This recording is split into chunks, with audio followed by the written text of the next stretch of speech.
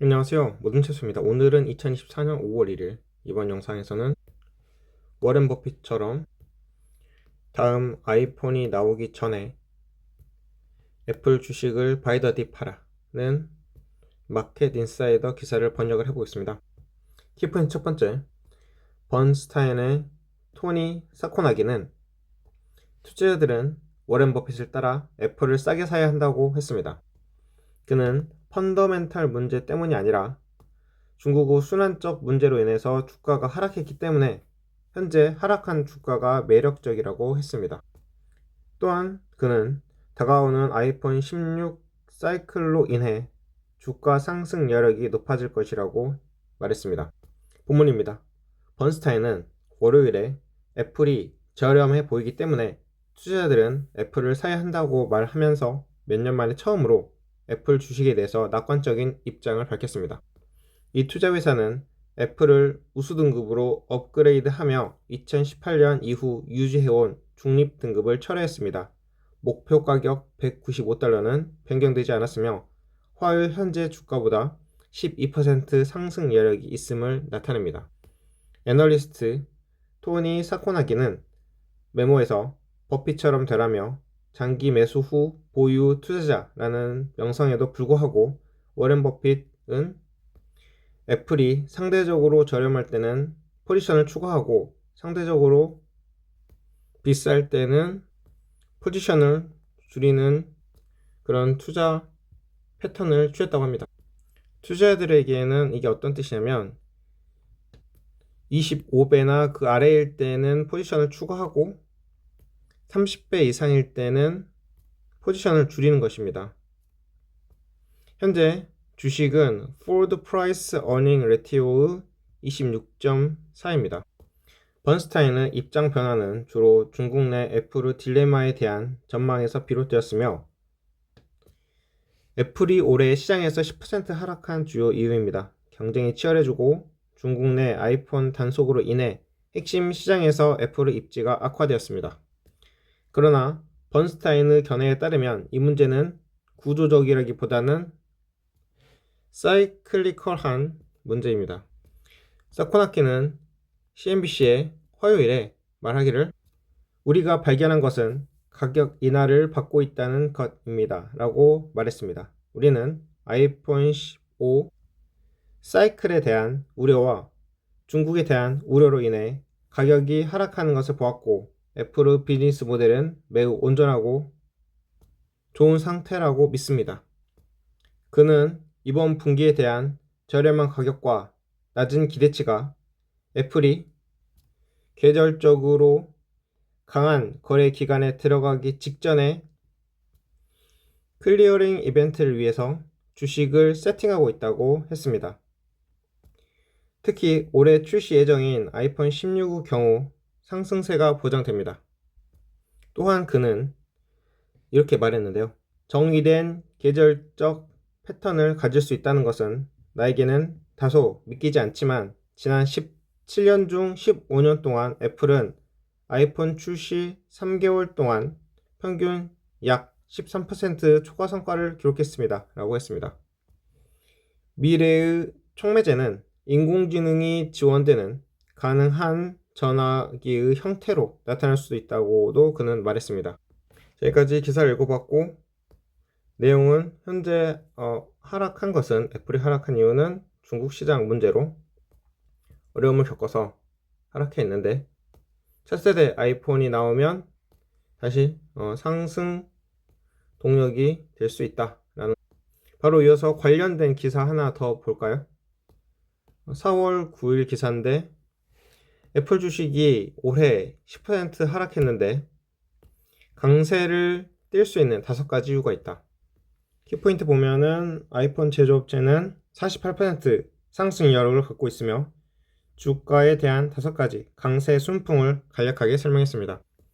본문입니다. 애플 주식은 올해 12% 정도 하락을 했는데 웨드부시에 따르면 애플이 다시 상승할 몇 가지 이유가 있다고 하는데요. 이 기사에서도 역시 애플이 현재 하락한 것은 애플이 중국에서 화웨이 같은 업체와 경쟁을 하면서 수요에 대한 우려가 있어서 하락을 했다고 합니다. 저는 애플이 하락한 이유가, 이건 제 의견인데, 인공지능에서 좀 멀어져 있지 않나 라고 생각을 해서 하락한 이유라고 생각을 하는데, 여기서는 두 기사를 보면은 중국에 대한 수요 우려로 이렇게 하락을 했다고 하는데요. 분석가들은 중국 시장에서 아이폰 판매가 보통 감소할 것으로 예상한다고 합니다. 그러나 분석가들은 애플이 올해에도 큰 이익을 낼 수 있는 잠재력을 갖고 있다고 말하며 월가 최고 추정치인 $250의 목표 주가와 아웃퍼폼 등급을 유지했습니다. 이러한 레벨은 애플이 48% 상승 여력이 있다는 것을 말하고, 5가지 요인이 있는데요. 첫 번째 이유, 아이폰 판매는 올해 전반적으로 강세를 보일 수 있다. 분석가들은 아이폰 판매량에 대한 일부 보수적인 2025년 추정치에도 불구하고 2024년 추정치는 적중 가능하다고 했습니다. 두 번째 이유, 억눌린 수요가 있을 수 있다. 업그레이드 예정인 사용자 수를 고려할 때 말이죠.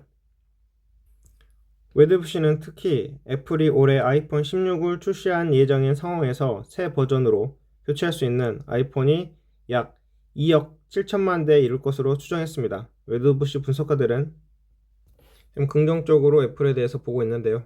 자, 세 번째 이유는 회사의 서비스 수익이 여전히 매우 견고하다고 말했습니다.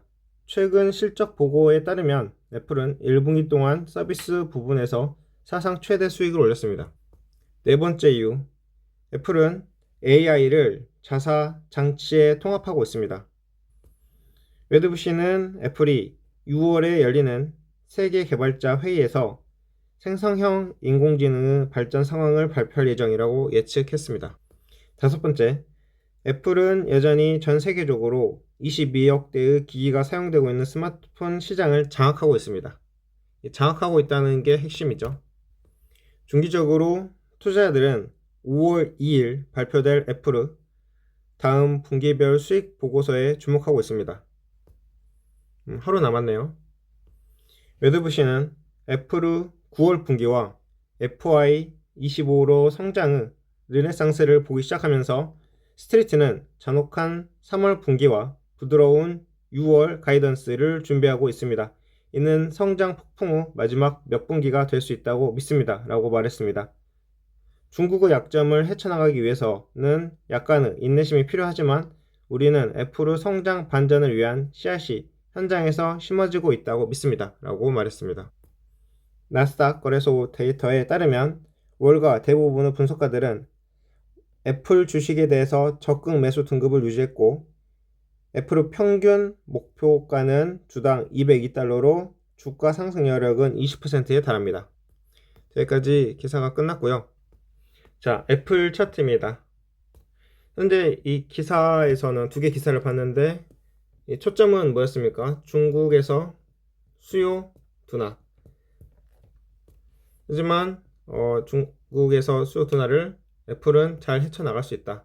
그리고 다음 아이폰에 AI가 탑재돼서 서비스 될 수 있다. 그러면 우리가 봐야 할 것은 이 엄청난 경쟁 속에서 수요 둔화가 일어날 수 있는데 이것을 애플이 어떻게 헤쳐나갈 수 있을까를 보는 거겠네요.